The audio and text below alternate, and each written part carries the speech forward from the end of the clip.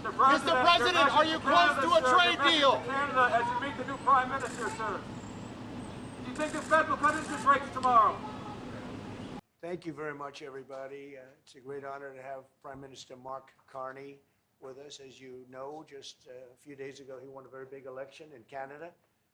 And I think I was probably the greatest thing that happened to him, but I can't take vote credit. His party was losing by a lot, and he ended up winning. So I really want to congratulate him. It was probably one of the greatest comebacks in the history of politics, maybe even greater than mine. You know? But I want to just congratulate you. That was a great election, actually.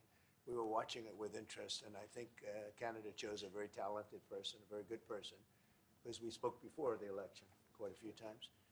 And it's an honor to have you at the White House and the Oval Office. And you see the new and improved Oval Office as it becomes more and more beautiful with love. You know, we handle it with great love and 24-karat gold. That always helps too, right?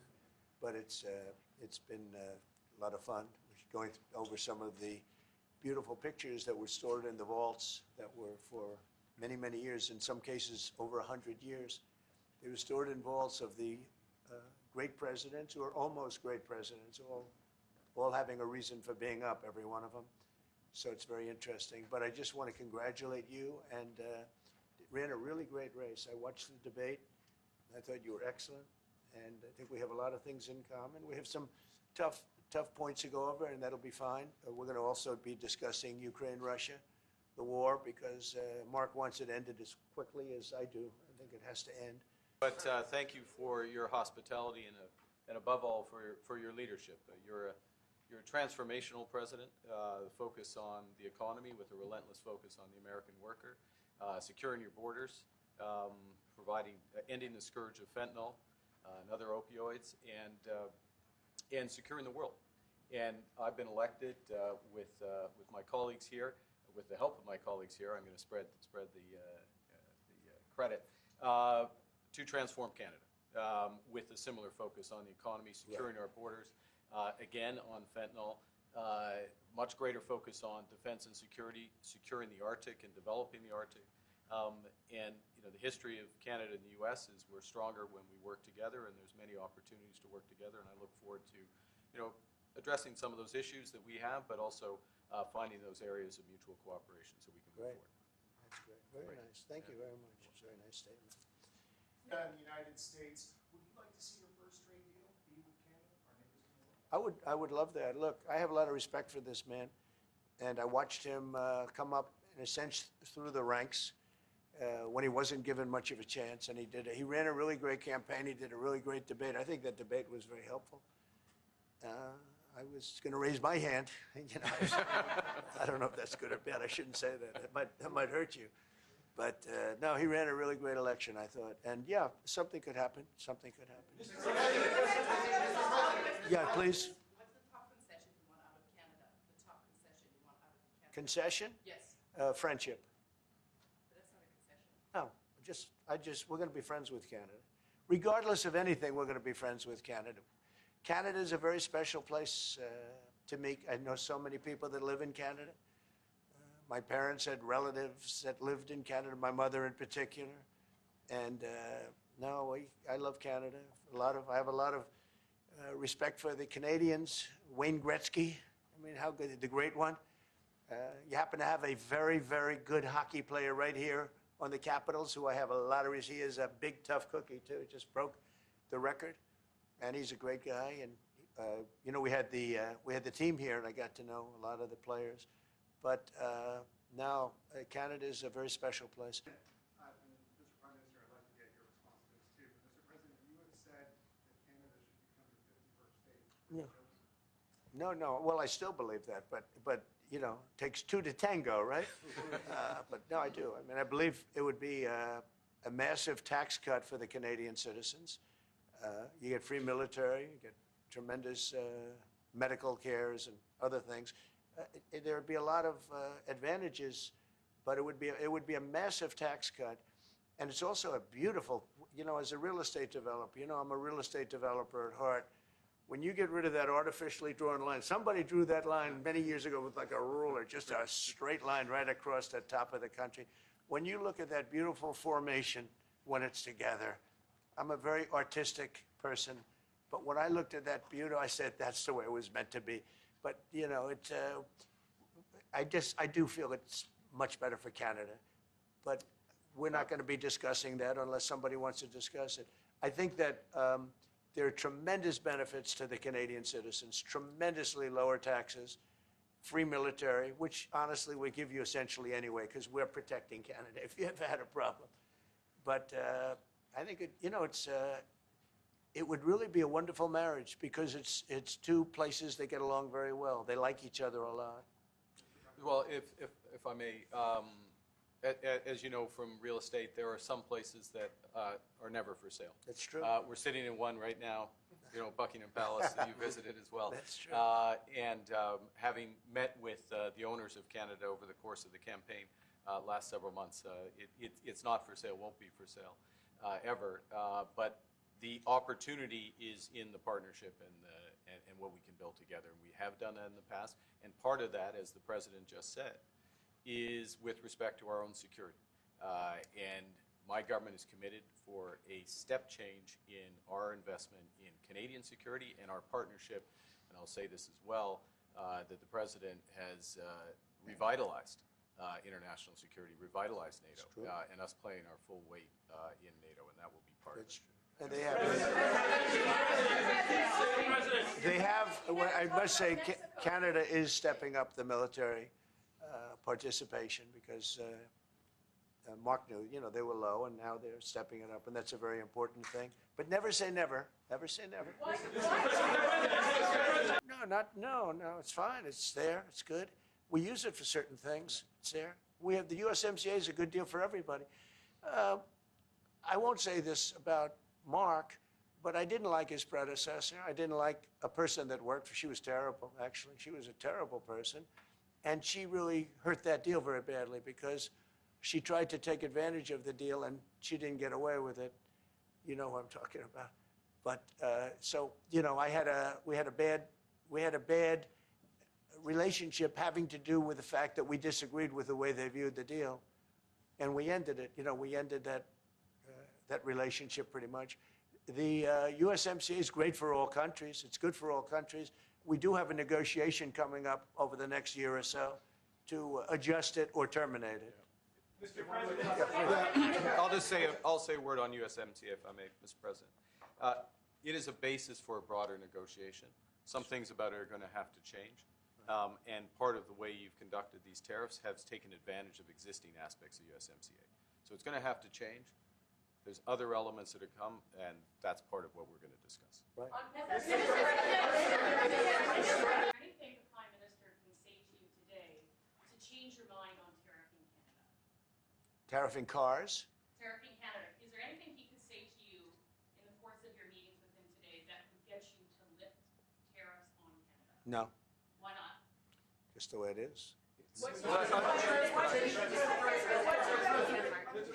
state? Yeah. If Canadians don't want it, we can respect that. Sure, I would. But this is not necessarily a one-day deal. This is over a period of time they have to make that decision.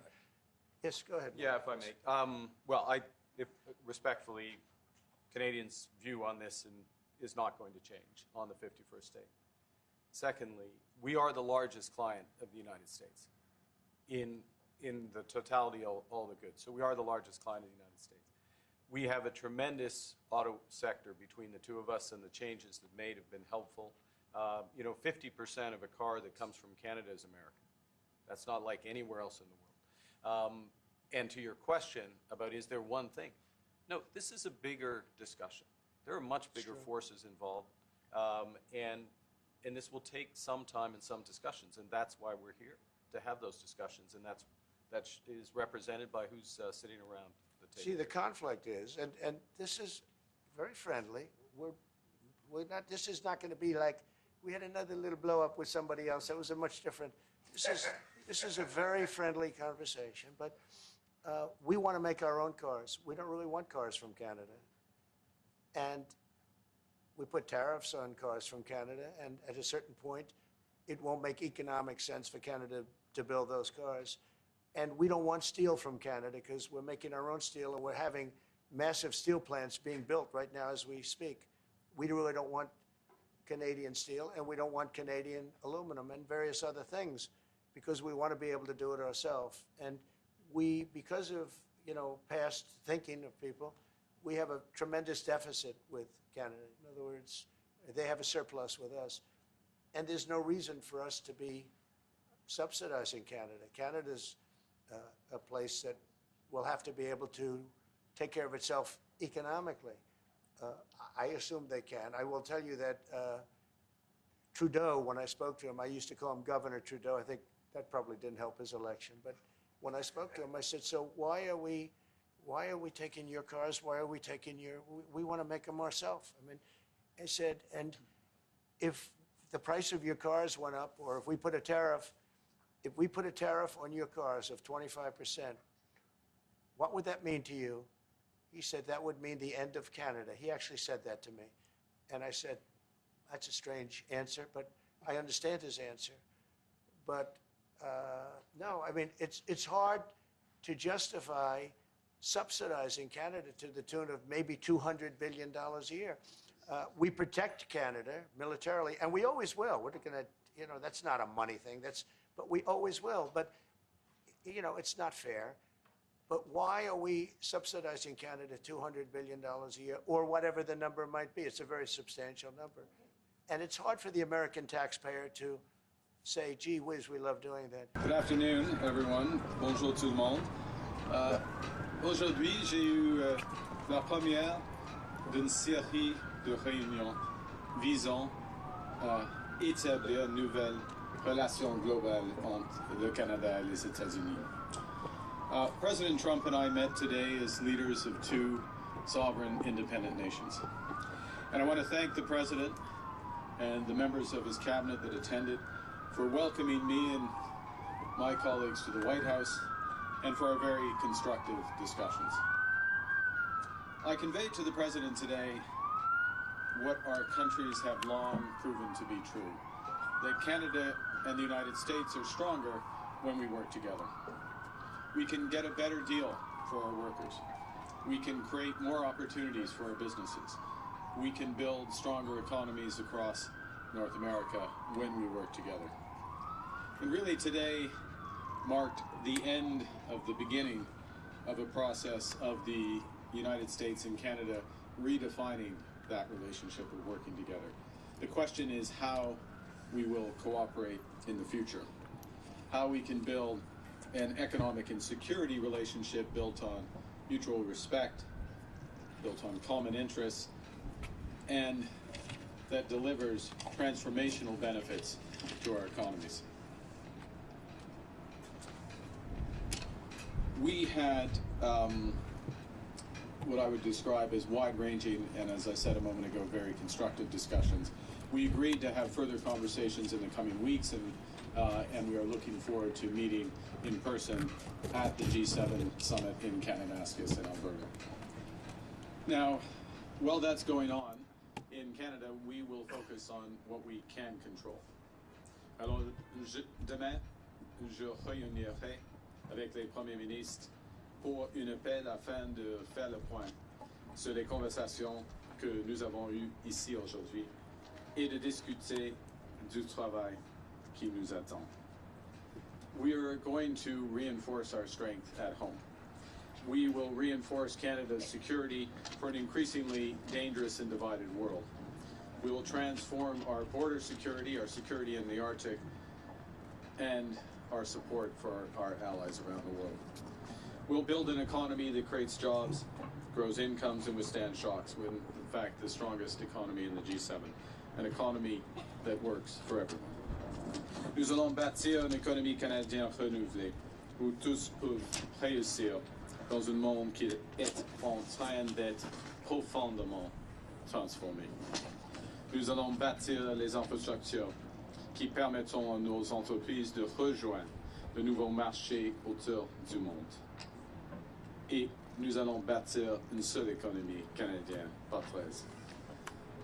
We are masters in our own home, and we can give ourselves far more than any foreign government can ever take away.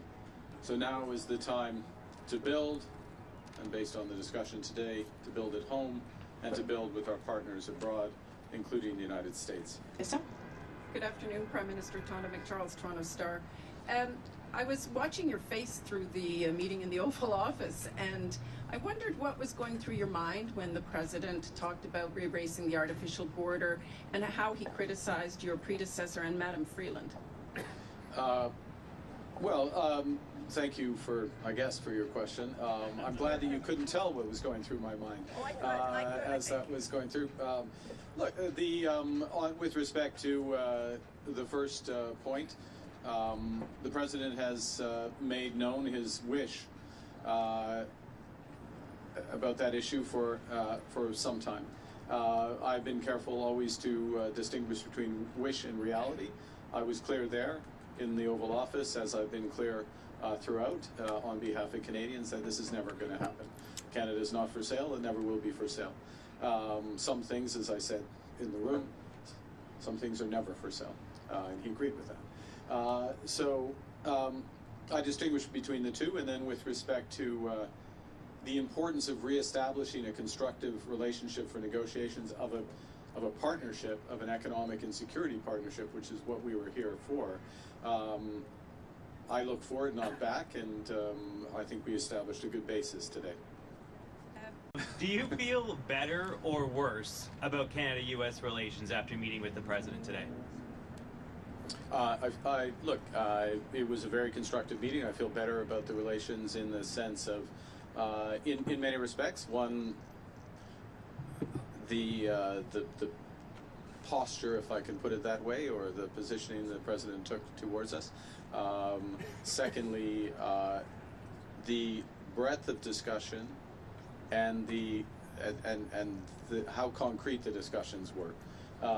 These are the discussions you have when you're looking to find solutions, as opposed to laying down terms, if you will. So feel better about that. And I would add one other thing, which maybe isn't as obvious, so I should say it, which is that we also discussed a number of issues globally, geostrategically, if I can put it that way, where we have common interests, common concerns, and that, of course, is a sign of a broader and very healthy, or a healthy relationship. Look, we have a lot more work to do. I'm not trying to suggest at any respect that we can have one meeting and everything's changed, but now we are engaged and very fully engaged.